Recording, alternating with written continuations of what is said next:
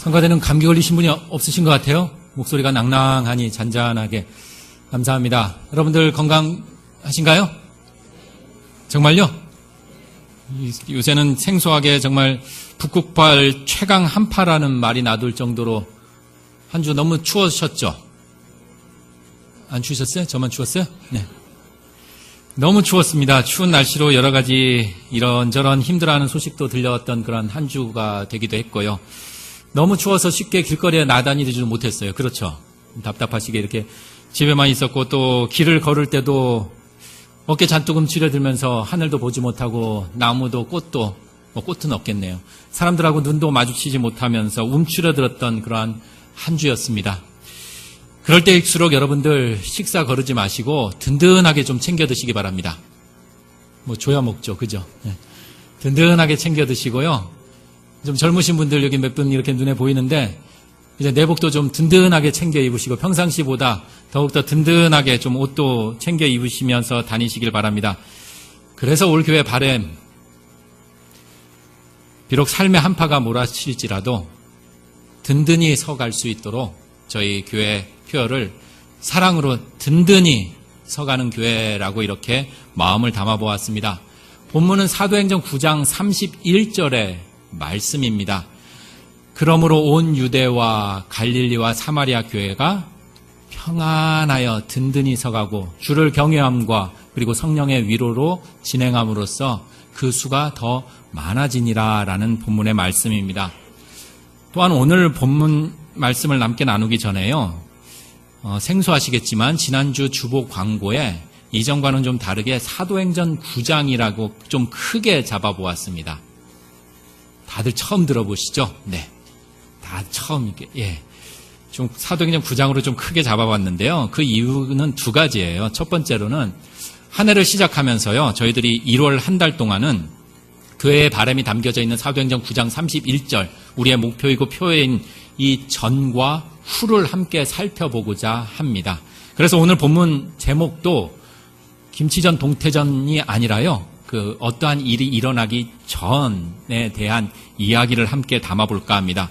준비되지 않고 무작정 그저 바람이 그냥 마음을 담기보다는 그 전과 그리고 후의 모습을 함께 통해서 우리가 어떻게 준비하고 또 그리고 어떤 모습이 기다리고 있는지를 살피는 것이 올해 교회의 바람에 더욱더 가까이 다가갈 수 있기 때문이 아닐까라는 생각을 해봤고요.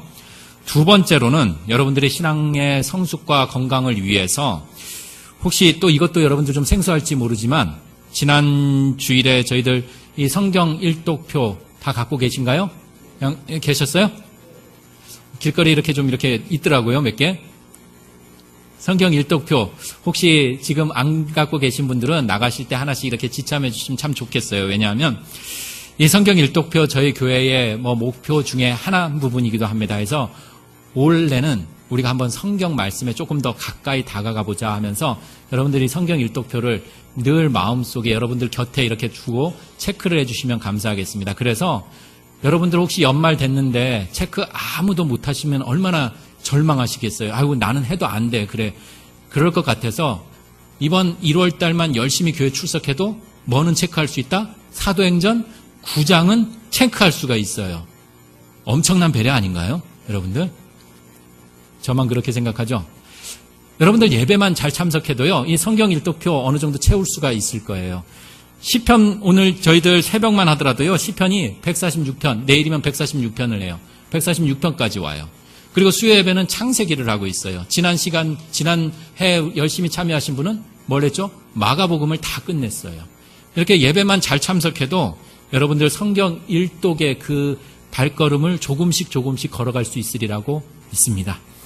자, 그렇다면 이제 겉에서 맴돌지 말고요. 좀 이제 안으로 좀 들어가 보겠습니다. 올 한 해 교회 바람인 9장 31절의 말씀 맞이하기 바로 전의 모습입니다. 그리고 그 전에 우리를 만나기 위해서 기다리고 있는 한 사람이 있습니다. 그 사람의 이름이 누굴까요? 바로 사울이라는 사람입니다. 우리가 알고 있는 바울입니다. 사울하면 먼저 연상되는 사람이 구약의 사울왕이 있잖아요. 동명이인 사울이라는 이름이 있는데 이 사울이라는 이름은 히브리식 이름이에요. 허정섭은 어디 이름이죠? 한국식 이름입니다. 이렇게 사울은 히브리식 이름이고요. 사울이 이후에 이름을 바꿔서 바울이라고 많이 이렇게 이야기를 하는데 바울은 어느 말이냐 하면 헬라 곧 로마의 말입니다. 그래서 여러분들 그리스나 이런 데 가면 바울 기념교회 이런 걸 볼 수가 있는데요. 제가 한국 이름으로는 허정섭, 일본 이름으로는 뭘까요? 나카무라예요. 나카무라. 제가 만약 일본 가서 뭐 사역을 한다, 전도를 한다라면 허정섭이라고 하는 것보다 일본 사람들을 위해서 안녕하십니까? 저는 나카무라입니다. 나카무라상. 이렇게 하는 게 그들에게 더 잘 접근할 수가 있을 것입니다.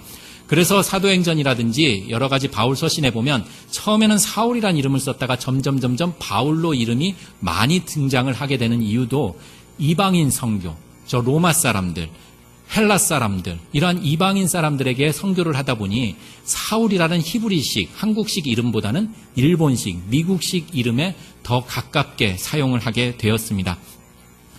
또한 의미적인 측면에서요. 사울이라는 의미는 크다라는 의미를 갖고 있다고 보는 경우도 있습니다.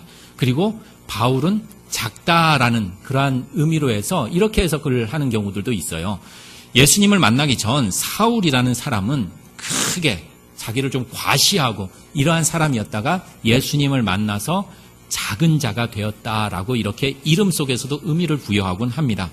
여하튼 일반적으로 사울이 바울, 곧 바울의 이름에서도 나왔듯이 바울이라는 사람은 변화의 대명사, 거듭남의 그러한 사람으로 알려져 있습니다. 그리고 그러한 변화, 여러분들 부러우세요? 저는 참 부러운데. 이러한 바울의 변화를 신앙인들은 갈망하고 부러움의 대상이 되기도 해요. 그런 참 신기한 일이 있어요. 여러분들 분명 예수님을 나의 구주라 믿어요. 아멘 아닌가요? 그럼 제가 이제 새신자 버전으로 좀 이야기를 할게요. 자, 예수를 구주라 믿은 사람들이 있어요. 저는 예수를 구주라 믿었어요. 그리고 믿고 있어요. 자, 여러분들이 저를 보았을 때, 여러분들은 뭐 안 믿는다고 해도 괜찮아요. 저를 봤을 때, 제 아내도 뒤에 있지만, 제가 변했을까요?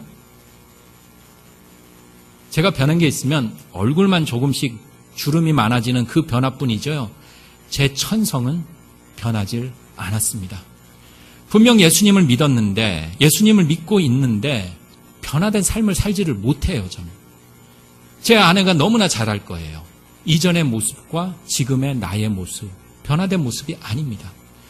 그리고 내가 예수님을 믿기 전, 예수님을 구주로 삼고 고백하기 전의 모습과 지금 예수님을 믿고 있는 나의 모습, 그렇게 크게 변하질 않았습니다.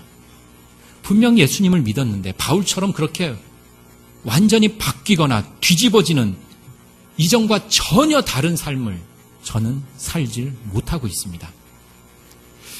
여러분들은 어떠세요? 그렇다면 여러분들 혹시 주위에 잘 믿는 분들 계시죠? 네, 주변 가족이 될 수도 있고요. 잘 믿는 분들 변하던가요? 입이 좀 얼으셨죠? 너무 추워서 입이 좀 얼으신 것 같은데 변하던가요?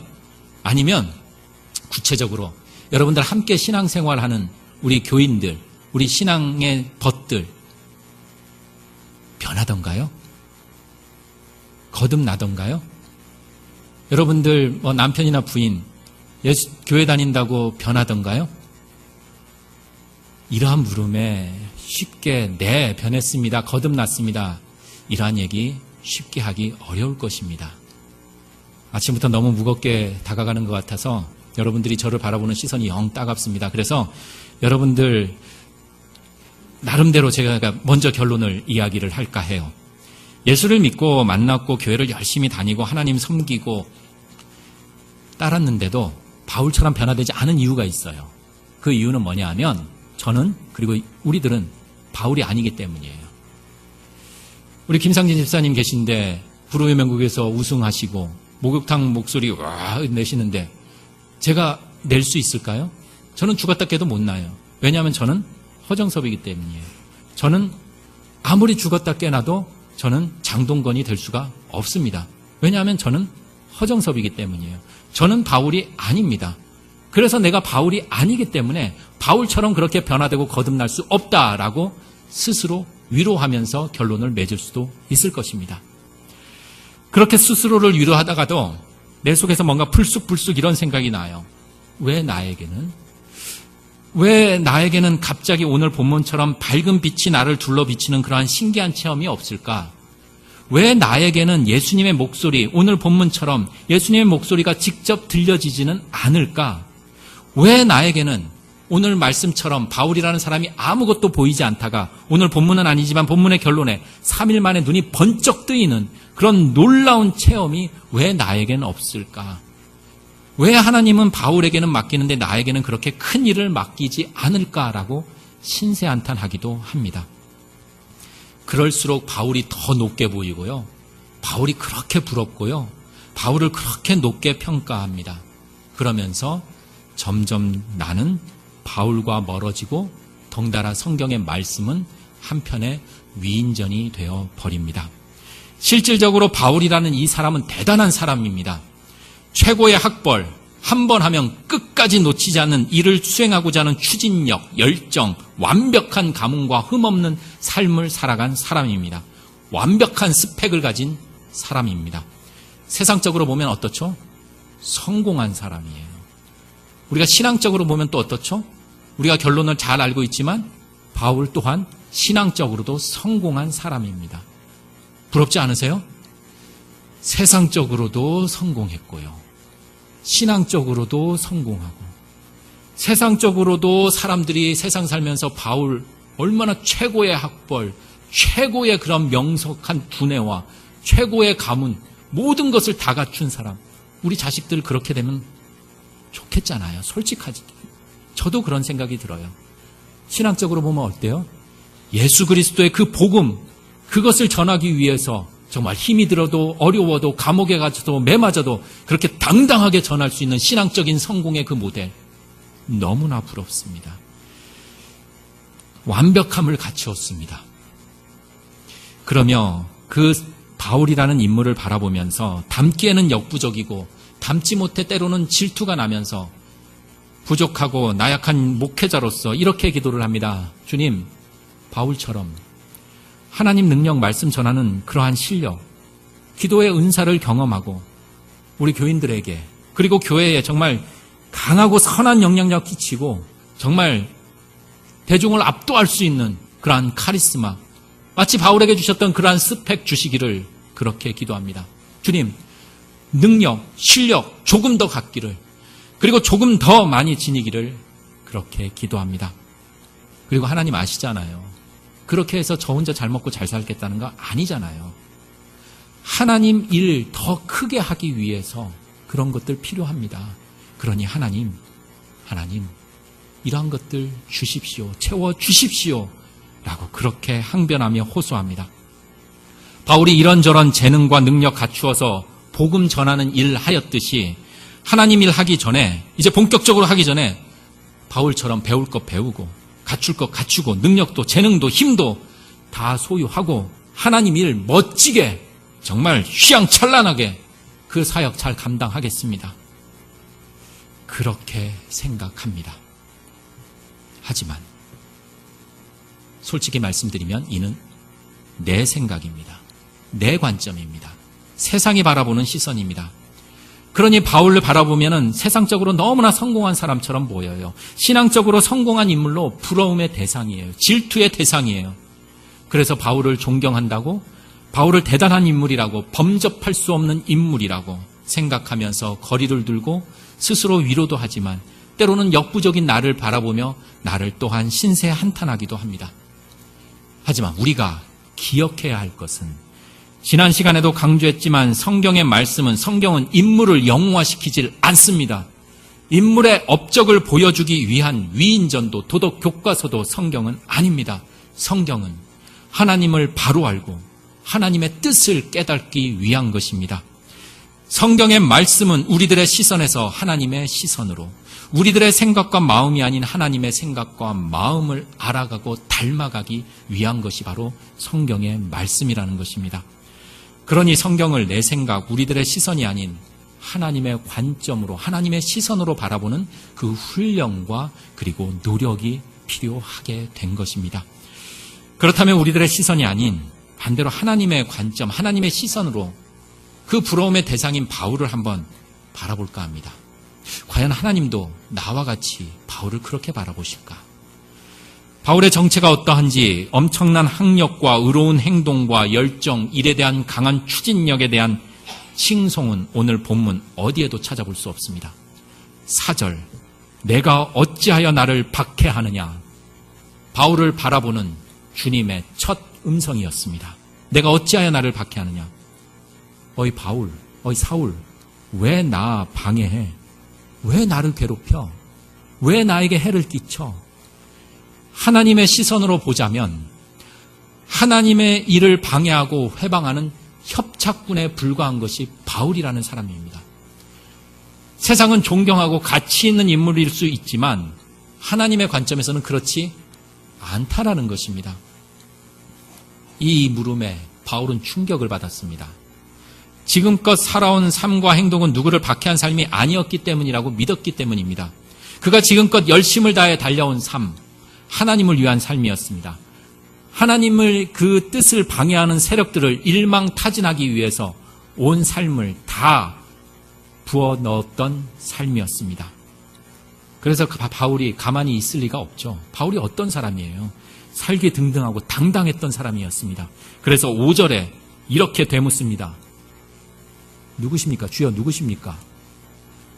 나를 이렇게 넘어뜨리고 내가 지금 하고자 하는 그 길을 가로막고 내 삶이, 지금껏 살아온 내 삶이 누군가를 방해하고 박해했다고 하는 당신의 정체가 무엇입니까?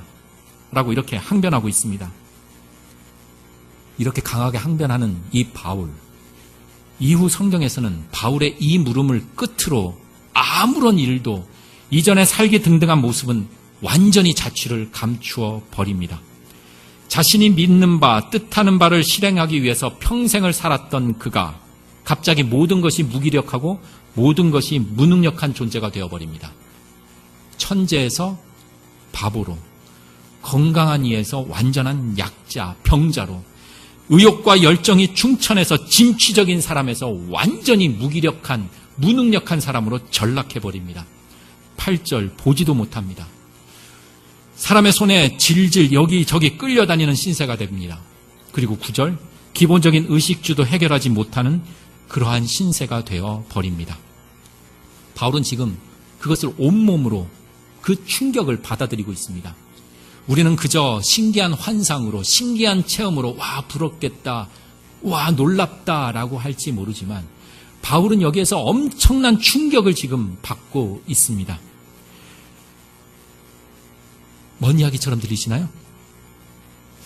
그럼 한번 여러분들 한번 이렇게 좀 비약적으로 좀 이러한 상상 어떨까요? 또 여러분들이 충격받을까봐 그냥 저를 한번 이렇게 빗대어서 한번 상상해 볼까 합니다. 저 천국 갈 수 있을까요? 없을까요? 딱 5분 답해 주시네요. 죄송합니다. 제가 여러분들에게 좀 뭐 잘못을 했다면 용서해 주시기 바랍니다. 제가 천국을 갈 수 있을까요? 없을까요? 네, 감사합니다. 27분 대답해 주셨는데 저도 열심히 노력하겠습니다. 그렇지만 저는 개인적으로 생각해요. 저는 믿습니다. 확신합니다. 저는 천국에 갈 수 있다라고 믿습니다. 자, 그런데요. 여러분이 아니에요. 제가 천국에 갈 수 있다고 저는 믿어요. 확신해요. 그런데 이후에 제가 저 그렇게 크게 잘못한 거 없잖아요. 신앙생활 그렇게 막 휘황찬란하게 못했지만 그래도 무난하게 했어요. 그래서 저는 천국 갈 줄 안다고 확신해요. 그런데 이후에 제가 천국 문에서 천국을 지키고 있는 그 문지기 천사가 저에게 이런 이야기를 하는 거예요. 야, 허정서, 야, 너 빽. 야, 뒤로 빠꾸. 너 여기 오지 못해. 너는 천국에 들어가지 못해. 제가 충격을 받을까요? 안 받을까요? 충격을 받을 수밖에 없습니다. 여기에 혹시 가장들 계시면 가장으로서 정말 가족을 위해서 열심을 다했어요. 내 몸 하나 정말 부스러지는 거 상관하지 않고 정말 헌신적으로 가족을 위해서 열심히 일을 했습니다. 그런데 어느 날요, 자식이 와서 여러분에게 이런 이야기를 하면 어떻습니까? 아빠, 아버지 때문에 내 인생 망쳤습니다. 아버지가 나한테 해준 게 뭐가 있습니까? 이런 얘기하면 여러분들 그렇게 생각했어. 내가 더 열심히 할게. 미안해. 이렇게 할 가장 계신가요? 대부분은 충격을 받습니다. 충격을 받아서 어떻게 되죠? 말도 할 수 없고요. 오늘 바울처럼 먹지도 못하고 자지도 못하고 말도 못해서 모든 것 무기력하게 모든 것을 다 놓을 수밖에 없는 그러한 처지에 다다를 수밖에 없을 것입니다. 바울이 신비한 환상 체험을 하고 신비한 음성을 들어서 하나님의 놀라운 숨결로 인해서 지금 신비한 체험을 하는 것이 아니라 지금 바울은 엄청난 충격을 지금 온몸으로 지금 받아들이고 있습니다.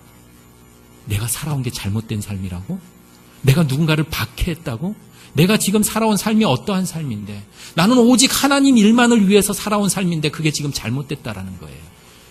그게 지금 거짓된 삶이라는 거예요. 여기에 충격 안 받을 사람이 어디에 있겠습니까? 얼마나 당당하게 살아온 삶입니까? 얼마나 열정적으로 살아온 삶입니까?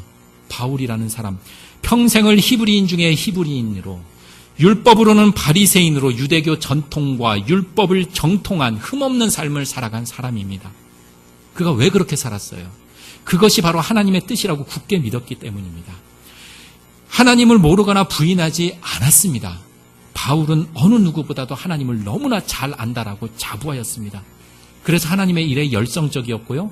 그래서 하나님을 위해 일한다는 자부심에 대단해서 그래서 하나님의 그 율법을 지키기 위해서 열심을 최선을 다한 사람이었습니다. 이것밖에 한 게 없는 사람이에요. 이에 대해서 그리스도인 소위 예수를 따라다닌다라는 그 도당들이 바울이 보기에는 어땠나요?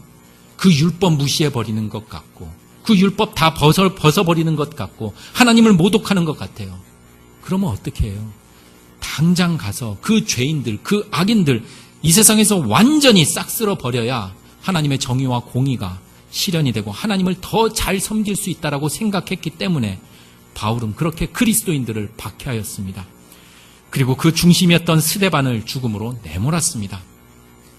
이를 좀 더 이해하자면 예수 시대로 함께 우리가 조금만 더 가보면은요. 예수님의 공생의 기간에도 똑같았어요. 예수님과 그리고 유대인들의 율법에 대한 그 갈등과 분쟁이 있었어요. 그 갈등과 분쟁의 가장 큰 원인 중에 하나는 바로 율법에 대한 생각의 차이였습니다. 자, 유대인들 특히 바리새인들은 하나님과 자신들 사이에 율법이 있어요. 그리고 이 율법을 잘 지키면 어떻게 되죠? 의인이 돼요. 의인이 되면 어떻게 되죠? 구원에 이룰 수 있다라고 생각을 했어요. 그래서 그러한 확신 속에서 온 몸을 다 바쳐서 그 율법을 지키고 준수해 나갔습니다. 그 대표적인 인물이 누구라고요? 바울입니다. 그런데 예수님은 달랐어요. 이 율법을 바라보는 시선이 달랐어요. 예수님은 이 율법을 통해서 우리 인간들의 민낯을 고발합니다. 이해를 돕기 위해서 예를 들자면 마태복음 5장에 예수님께서 유명하게 했던 산에서의 그 설교가 있습니다. 소위 산상설교라고 하는 그 산 위에서 설교가 있는데요. 그 율법에 대해서 이렇게 이야기를 합니다. 아, 그래, 유대인 너희들 율법 참 잘 지키지? 그래, 기특하다. 그래, 율법에 보니까 살인하지 말라라는 그 조항이 있네? 그래, 너희들 참 살인하지 않고 잘 지켰지? 그래, 지금까지 너희들이 살인하지 말라는 그 율법 잘 지켰는지 몰라. 그렇지만 나는 여기에서 더 말할게. 형제에게 만약 너희들이 화를 냈다면 심판을 받아. 형제에게 만약 욕을 하고 야 미련한 놈, 아이 바보 멍충이라고 하면 지옥불에 들어가게 돼. 너희들이 살인 안 했다고 할지만 내 마음에 형제에 대한 미움이 있으면 그것은 살인한 거야. 이렇게 이야기를 하였습니다. 내가 직접 사람을 죽인 살인자가 아니라고 자부하고 당당할지 모르지만 누군가를 미워하면 살인자라는 거예요. 여러분들 앞에 있는 저 살인자일까요? 아닐까요? 여러분들이 답하기 힘들 것 같아서 먼저 고백합니다. 저는 살인자입니다. 누구를 죽였을까요? 제 아내를 죽였습니다. 제 형제를 죽였습니다. 그리고 나와 다른 이견을 가진 사람을 죽였습니다. 아내와의 다툼에서 아내를 미워해서 저는 살인자가 되었고 사랑하는 형제와의 갈등에서 형제를 미워했기 때문에 저는 살인을 했고 누군가의 이견으로 인해 그 사람을 미워했기에 그렇게 나는 살인자입니다. 어디 그뿐입니까? 제 아내가 있어서 이 부분은 조금 민감한데요. 제 간음을 했을까요? 안 했을까요? 또 이 역시 여러분이 얘기하기가 힘들어서 저는 간음을 했습니다. 큰일 났네요. 설교 시간 끝나서 제 아내랑 법원 가야겠네요. 우리는 율법에 그렇게 이야기를 합니다. 간음하지 말라라는 그 조항이 있습니다. 유대인들은 그것을 지켰습니다. 열심을 다했습니다. 하지만 예수님은 거기에 더 이야기를 합니다. 음욕을 품고 여자를 보는 자마다 이미 간음한 것이다. 이성에 관심을 갖던 시절이 있었습니다. 사춘기 시절. 아무리 텔레비전에서 노래를 잘하고 화려한 퍼포먼스를 보이는 남자 가수가 있어도 잘 듣지 않거나 집중을 하진 않았어요. 지금도 그래요. 그런데요, 여자 가수가 나오면 집중을 합니다. 예전에 어렸을 때 혹시 기억나실지 모르는 남이라는 가수가 있었어요. 어린 마음에 너무 남이라는 그 가수가 너무나 이쁘고 사랑스럽게 보이더라고요. 그러면서 결심했어요. 나는 커서 꼭 남이와 결혼해야지. 그러한 생각을 품었습니다. 그 여가수의 집중하고 동작 하나하나에 정말 넋놓고 바라보았습니다. 물론 지금은 남이와 비교할 수 없을 정도의 그런 아내와 살고 있습니다. 긍정인지 부정인지는 여러분들의 판단에 맡기겠습니다만 어디 그뿐일까요? 성경에 예수님은 계속해서 말을 합니다. 오른뺨을 치거든 왼편도 내주고 속옷을 가지는 사람에게 겉옷도 내어주고 억지로 오리를 가게 한 사람에게 심리도 동행하고. 여러분들 저에게 한 1억만 좀 꺼주세요. 여러분들은 대답하지는 않을 것입니다. 하지만 예수님은 이야기하십니다. 구하는 자에게 거절하지 말고 꾸어주어라. 이웃만 사랑하지 말고 원수까지 사랑해라. 지금 열거한 것들 혹시 여러분들 다 지킬 수 있으신 분 한번 손들어서 표해 주시면은 제가 제 사비를 털어서 여러분들 크루즈 세계 여행 보내드릴게요. 손들어 주십시오. 지금 제가 이렇게 이야기를 하면서도 저는 또한 어기고 있습니다. 헛맹세 하지 말라라는 그 말씀을 또 어기고 있습니다. 바리새인들 특히 바울이 생각한 율법은 율법의 실천을 100%까지 끌어올리는데 온통 관심과 집중을 하고 있습니다. 그래서 흠없는 의인이 되어서 구원의 반열에 설 수 있다라는 자부심, 확신 속에 살았습니다. 이에 반해 예수님은 정반대로 율법의 실천 여지를 100%가 아닌 어떻게 해요? 제로, 0%로 만들어 버립니다. 불가능으로 만들어 버립니다. 그러면서 예수님은 우리의 정체를 낱낱이 드러내 보여주고 있습니다. 우리가 누구인지 가감없이 보여주고 있습니다. 율법을 통해서 율법을 지키지 못하는 내가 누구인지를 깨닫게 하고 있습니다. 바울은 지금껏 자신이 누구인지, 내가 살아온 인생의 어떤 삶인지를 안다고 생각하고 자부했습니다. 그런데 이 모든 것들이 잘못되었다라는 사실을 깨닫게 됩니다. 안다고 자부하고 된다고 확신하고 진리의 길이라고 생각했던 그 삶의 근간이 뿌리채 흔들려버리는 지금 강한 충격을 받고 있습니다. 야, 내가 거짓이라고 여겼던 그 예수가 진짜야? 그게 진리야? 와, 내가 의인이라고 생각했는데 내가 죄인이었구나. 와, 나는 완벽하다라고 생각했는데, 완전하다라고 생각했는데 내가 허점투성이었구나. 이런 자신을 인정한다라는 것, 여러분 쉬울까요? 내가 완전히 죽지 않고는 쉬운 길이 아닙니다. 완전히 죽이지 않고는 불가능한 일입니다. 그래서 성경은 이러한 가정을 9절, 사흘 동안 보지 못하고 먹지 못하고 마시지도 아니하니라. 아무것도 하지도 못하는 죽은 거나 마찬가지인 상태로 지금 만들어버리고 있습니다.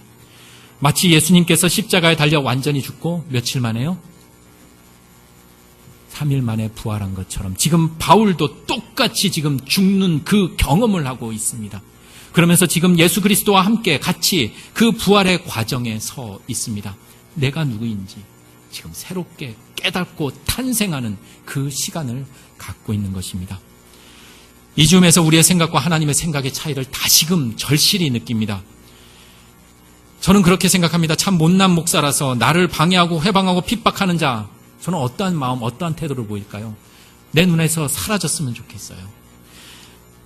좀 더 일의 효율을 늘리기 위해서 내가 생각하고 추진하는 것 방해하는 세력들, 회방하는 세력들 사라지는 것이 더 일의 효과나 추진을, 탄력을 받을 수 있다라고 생각을 해서 사라져버리는 것이 더 좋을지 모른다라는 그러한 어리석은, 나약한, 내 중심적인 생각을 하는 것이 바로 목사의 생각입니다.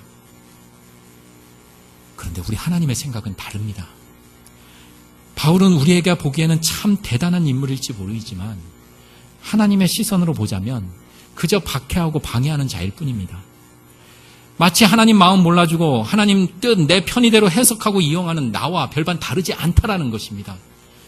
그렇다면 어떻게 할까요? 나의 생각과 똑같이 바울을 그 자리에서 직사시켜버리거나 사라지게 해버리거나 다시 눈을 뜨게 하지 못하게 해서 정말 자신의 죄의 무게 속에서 늘 영원토록 고통받으면서 살게 하는 것. 주변의 사람들에게 강력한 그 하나님의 힘을 증명해 보이는 것. 그것이 나의 생각이라고 생각할지 모릅니다. 봐라. 나 괴롭히더니만 꼴 좋다. 예수 따르는 사람 박해하고 핍박하면 어떻게 되는지 알지? 그거 봐. 내 멋대로 살다가 꼴 좋다. 어쩌면 나는 이렇게 생각할지 모르지만 우리 하나님의 생각은 너무나 달랐습니다. 나의 힘과 능력을 증명하는 것, 그것이 문제가 아니라 방해해도 회방해도 그럼에도 불구하고 우리 주님은 그 바울을 만나십니다. 그를 위해 돌볼 사람을 붙이십니다. 그리고 눈을 뜨게 하기 위해서 사람을 준비하시는 것.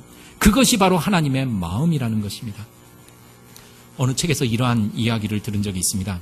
여러분들 여기서 혹시 살림하시는 분들은 확실히 알 거예요. 김치를 담던 김치통이 있어요. 이 김치통을 여러분들 쌀을 담는 쌀통으로 만들려면 어떻게 할까요?